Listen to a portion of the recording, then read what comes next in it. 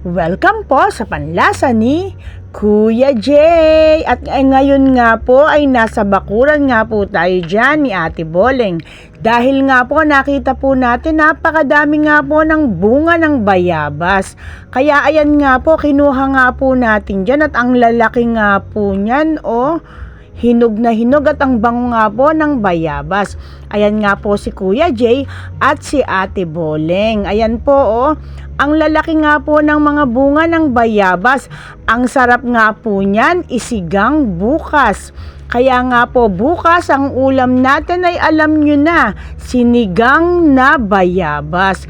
Ayan po, ang dami nga pong bunga ng bayabas ni Ate Boleng ngayon. Ayan po ang lalaki nga po ng bunga.